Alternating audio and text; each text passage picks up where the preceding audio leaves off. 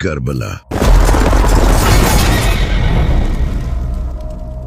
ایک ایسا ریولوشن جس کی وجہ سے کئی بڑی گورنمنٹ تک الٹ گئی، جیسا کہ ایران اور سیریا۔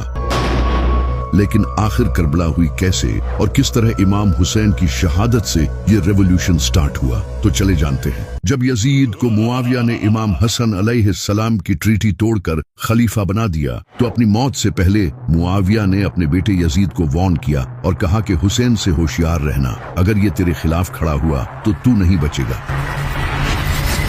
یزید یہ جان گیا تھا کہ حسین کی بیعت لینا سب سے امپورٹنٹ ہے، کیونکہ اگر حسین نے بیعت کر لی تو باقی بھی بیعت کر لیں گے۔ یزید ایک نمبر کا ظالم اور شرابی تھا، وہ یہ اچھے سے جانتا تھا کہ لوگ اس کی بیعت نہیں کریں گے، تو اس نے زبردستی تلوار کی نوک پر لوگوں سے بیعت لینا شروع کر دی۔ اس نے اپنے سارے گورنرز کو خط بھیجے اور کہا کہ وہ اس کے لیے زبردستی لوگوں سے بیعت لیں، تو اس کے گورنرز نے لوگوں کو مار پیٹ کے ان سے زبردستی بیعت لینا شروع کر دی۔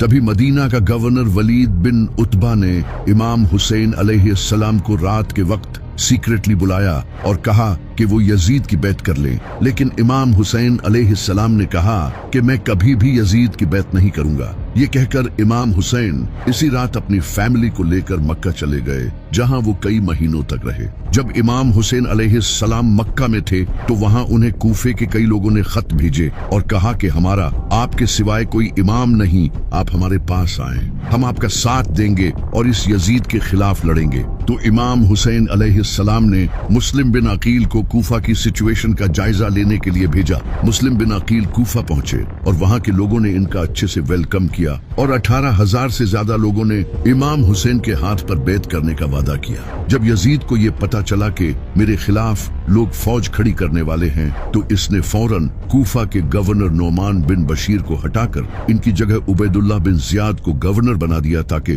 وہ وہاں جا کر اس موومنٹ کو ختم کر سکے۔ تو عبید اللہ بن زیاد بڑی ہی چالاکی سے رات کے اندھیرے میں امام حسین کی طرح کے کپڑے پہن کر اور اپنا منہ چھپا کر کوفہ میں انٹر ہوا۔ جب لوگوں نے اسے دیکھا تو انہیں لگا کہ امام حسین انہیں لیڈ کرنے آئے ہیں۔ لوگ خوشیاں منانے لگے اور اس کے ہاتھ چومنے لگے۔ اس وقت الیکٹریسٹی تو ہوتی نہیں تھی، تو رات کے وقت کسی کو پتہ نہیں چلا۔ عبید اللہ بن زیاد کوفہ کے محل میں انٹر ہو گیا اور اگلے ہی دن اس نے اپنی اصلیت لوگوں کے سامنے ظاہر کر دی اور کہا کہ جو بھی حسین کا ساتھ دے گا اس کا انجام بہت برا ہوگا۔ اس نے مسلم بن عقیل کو بھی پکڑ لیا اور انہیں محل کی چھت سے پھینک کر شہید کر دیا، اور جو بھی لوگ امام حسین کا ساتھ دینے والے تھے ان میں سے کئی لوگوں کو شہید کر دیا اور کئی لوگوں کو جیلوں میں ڈال دیا۔